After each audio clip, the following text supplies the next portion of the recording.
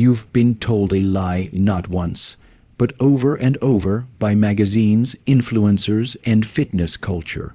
The lie that ab training is about appearance, that if you just do enough crunches, enough planks, enough twists, you'll uncover strength.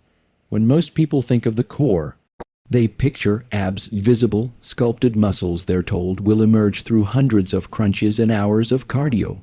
But this idea is not just incomplete, it's biologically misleading. The truth is, the core is not simply a set of muscles to be worked. It is a neurological command center, hardwired into your brain's control of movement, breath, posture, and power. And if you don't train it through that lens, through the nervous system, you're not building strength, you're building illusion. Your abdominal wall, your lower back, your pelvic floor, they don't operate in isolation. They're wired directly into your brainstem and spinal cord, constantly receiving and transmitting information through sensory and motor neurons that regulate balance, bracing, orientation, and stability. This entire system is governed not by aesthetics, but by neurobiology. Every move you make is preceded by neural activation, and the core is one of the first regions the brain communicates with before initiating movement. That means the core doesn't follow motion, it prepares for it. It anticipates challenge, detects instability, and activates in microseconds. It's a living circuit board, not a vanity project. The deepest layer of the core, the transverse abdominis, is your body's internal belt. But it doesn't fire because you're thinking about tightening your abs. It activates when your brain senses the need to stabilize. And the bridge between that physical contraction and neurological command is breath, not shallow chest breathing, not erratic, stress-fueled inhales, but deep, diaphragmatic breathing, the kind that signals to your nervous system that you are aware, engaged, and ready to generate force. That's why the breath is not optional in core training. It is the ignition switch.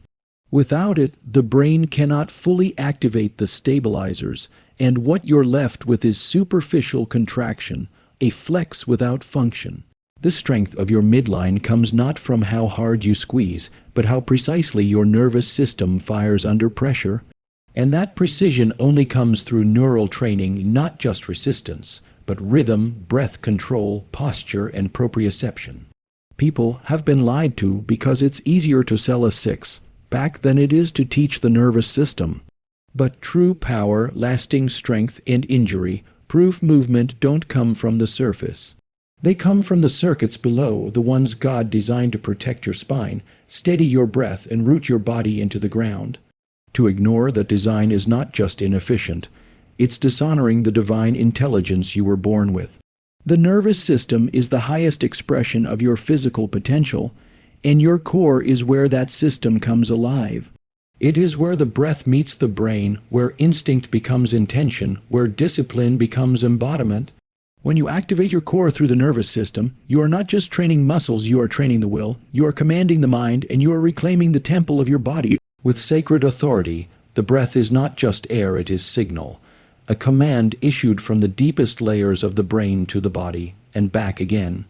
And if you want real abdominal strength, if you want a core that can hold you steady in chaos and generate force when the world tries to break you, it begins with the diaphragm. Not the external obliques, not the rectus abdominis, but the sheet of muscle beneath your lungs that controls how you breathe, how you brace, and how your nervous system interprets your readiness. The diaphragm is wired directly into the phrenic nerve, which originates in the cervical spine, meaning your core is not driven by crunches. It is governed by neurological input starting from your neck downward. When you inhale deeply through the nose and expand the belly, you activate that nerve, engage the diaphragm fully, and create intra-abdominal pressure that stabilizes your spine from the inside out. This isn't theory, this is physics, biology, and divine architecture working in perfect harmony. Your diaphragm is also the access point to the autonomic nervous system. Shallow breathing keeps you locked in a sympathetic, stress-dominated state, ready for war, but not for precision, not for recovery, not for sustained effort. Deep diaphragmatic breathing, on the other hand, signals the parasympathetic system, restoring calm, increasing motor control, and optimizing muscle recruitment. It's not just a relaxation tool, it's a performance enhancer. When you own your breath, you command your nervous system, and when you command your nervous system, you command your core. Every strongman, every elite fighter, every disciplined athlete knows this, whether consciously or not. They don't just move weight, they move with breath. They brace before they strike, inhale before they lift, exhale with power. Because the body without breath is unstable, and the abs without breath are decoration. If your breath is out of sync, your core is out of sync. And if your core is out of sync, your strength is compromised. This is why countless people injure their lower backs doing ab exercises. They are not breathing right. They are not engaging the diaphragm. They are not signaling to the brain that the body is braced and ready.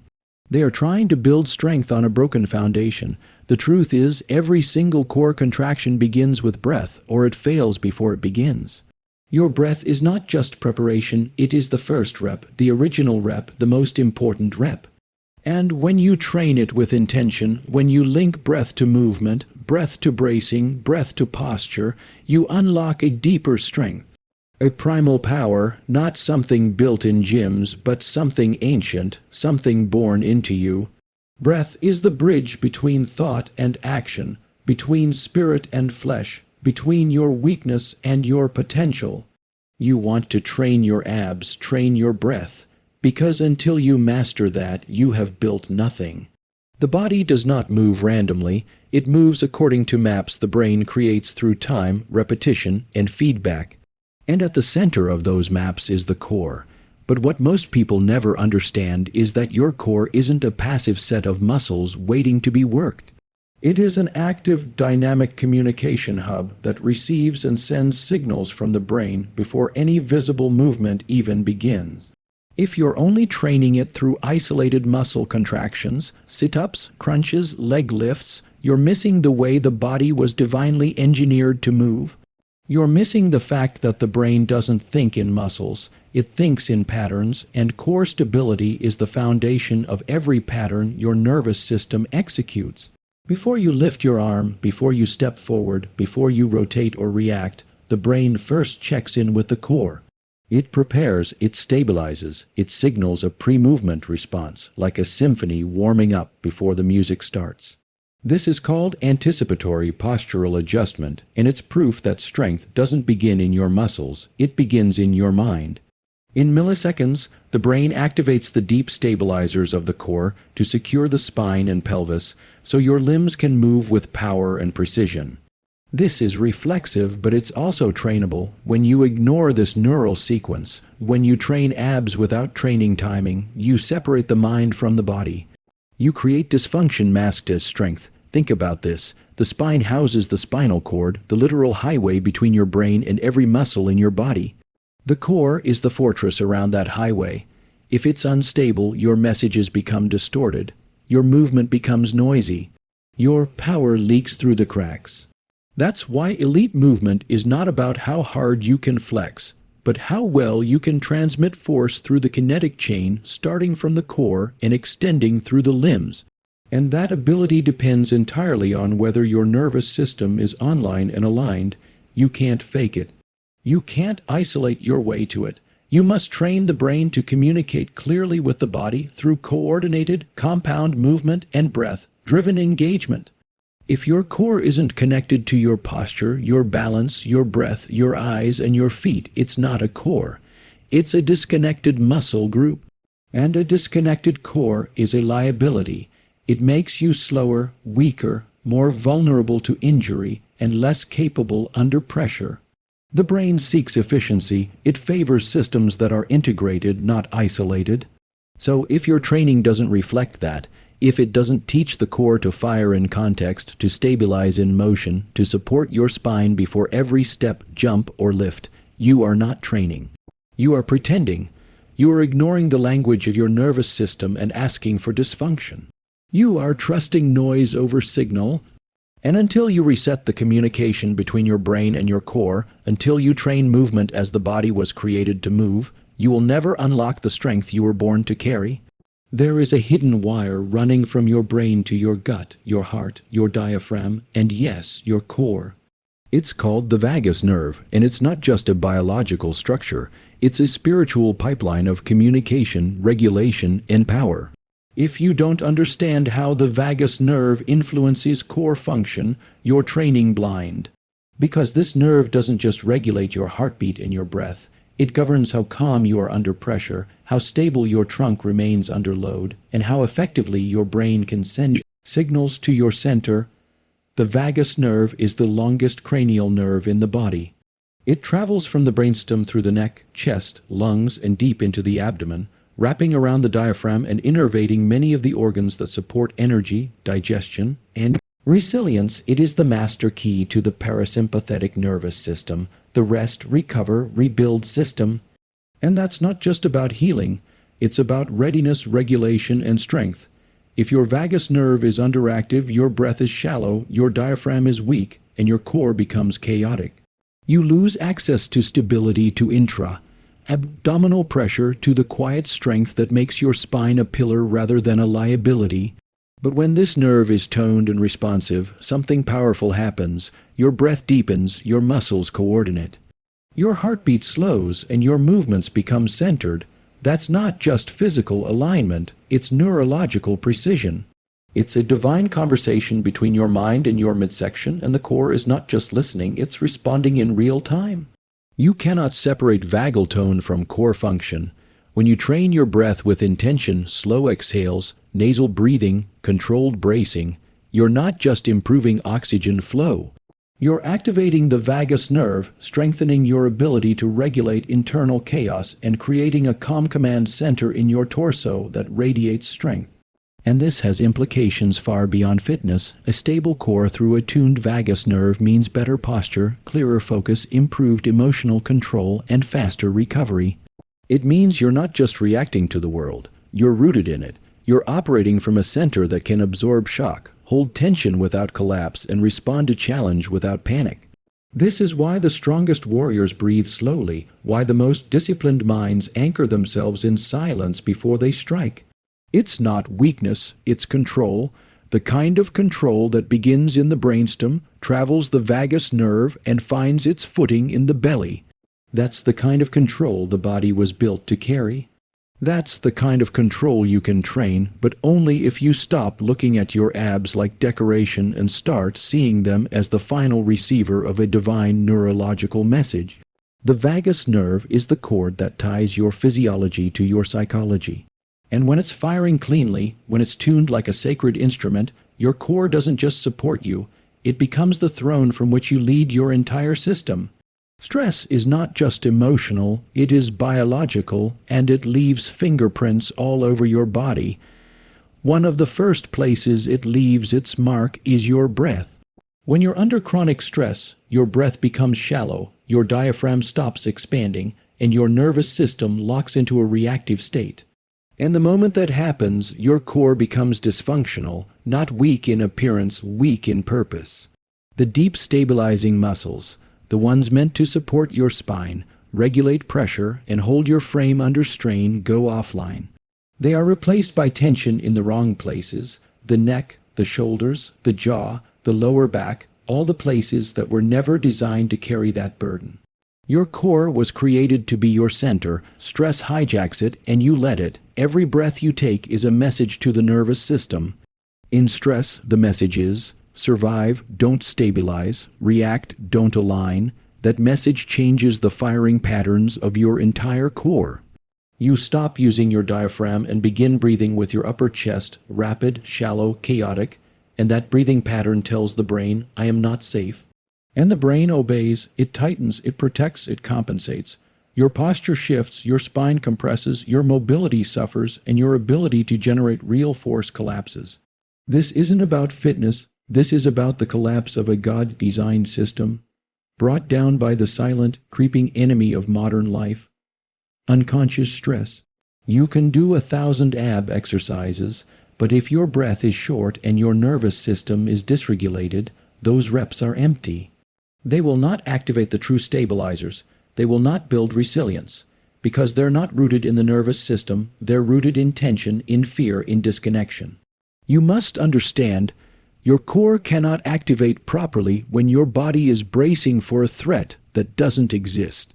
And your body thinks the threat is real because your breath is telling it so. That's why the breath is the reset.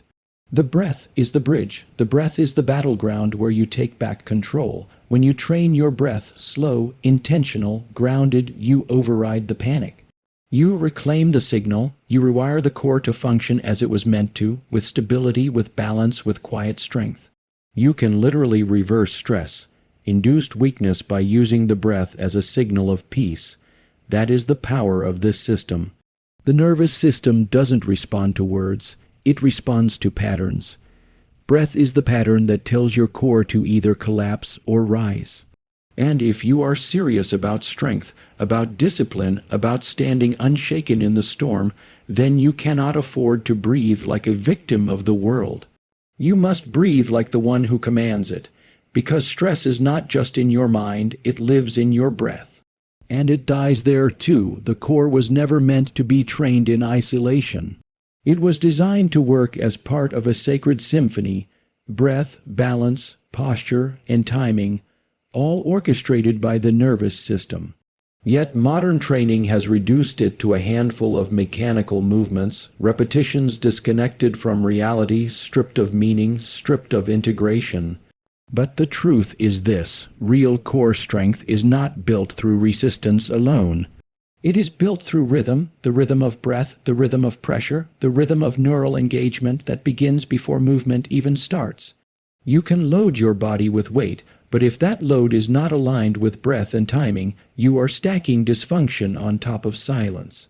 The body cannot speak its truth if the nervous system is muted. Your brain does not think in muscle groups. It thinks in patterns: standing, walking, twisting, reaching, bracing, and the core is the central stabilizer of every one of those patterns. When trained properly, it fires reflexively, not through conscious squeeze, but through instinct, an instinct sharpened by breath control, posture awareness, and sensory feedback. That's why the strongest individuals don't just lift more, they move better, they control their center through every phase of the motion. They know how to breathe into the movement, how to maintain pressure through transition, how to stabilize from within so the limbs can generate force without fear. And that kind of strength isn't loud, it's quiet, subtle, and devastatingly effective. Balance plays a critical role here. Not balance as in standing on one leg, but balance as in symmetry of neural drive. The left and right sides of the brain communicating with the body in harmony, activating the correct muscles at the correct time, avoiding compensation, distortion, and collapse. Without balance, your core becomes dominant on one side and lazy on the other. That imbalance creates rotation, instability, and injury.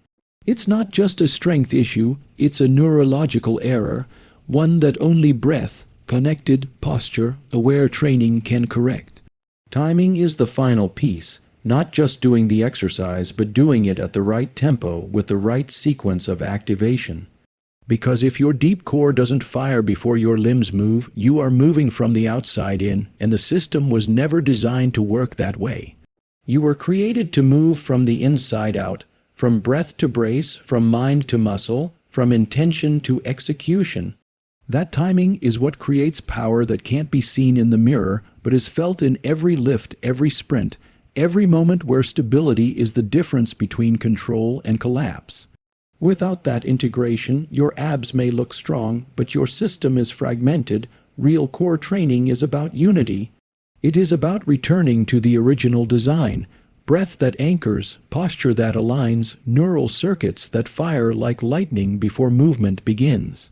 This is not a workout, this is restoration. This is reconnection with the sacred intelligence that built you from the inside out.